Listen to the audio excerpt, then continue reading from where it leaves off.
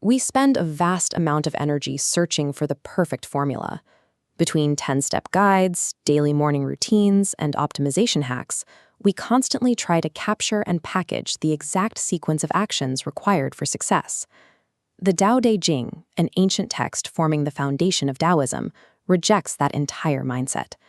It operates as a refusal to participate in the culture of aggressive grasping. To understand why, we have to look at how the text defines the Tao itself through a series of sensory tests.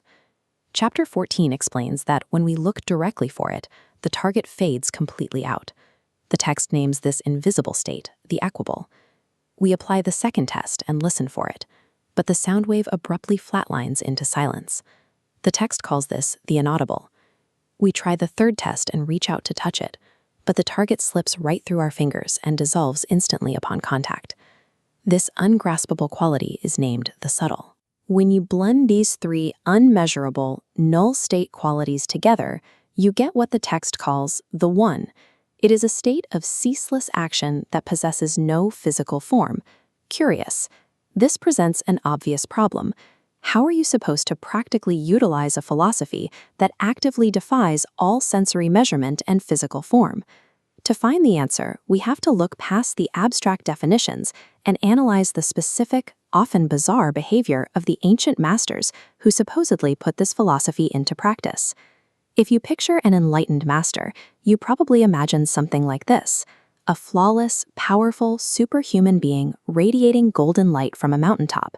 Chapter 15 of the text describes them entirely differently. The primary trait of an ancient master was extreme, shrinking hesitation. They looked exactly like a person cautiously stepping into a rushing river in the dead of winter, visibly shrinking back from the cold. Their second notable trait was deep paranoia. They were irresolute, behaving as if they were terrified of the neighbors surrounding them. They were also socially uncomfortable. The text compares their grave demeanor to a guest who has no idea how to act at a formal event. Physically, they were evasive, disappearing like melting ice. And they remained unpretentious, resembling nothing more than a boring, uncarved block of wood. These comically unimpressive traits are actually a highly calculated strategy of emptiness. By embracing hesitation and awkwardness, the master avoids the exhausting trap of constantly trying to project perfection.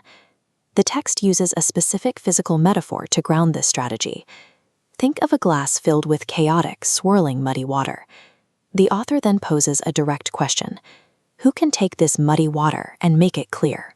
Introducing external force by aggressively shaking the glass only increases the erratic distribution of particles, making the water muddier.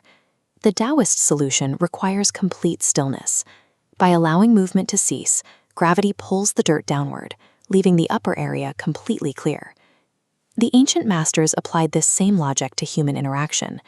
By acting hesitant and still rather than aggressive and polished, they refused to add new force to the situations around them. They let the chaos of their environment settle naturally, without expending a single drop of energy. This strategy provides a way to use the Tao of old to navigate the noise of the present. It suggests that the most effective way to handle a modern crisis is often to stop trying to fix it through more activity. Modern hustle culture demands the exact opposite.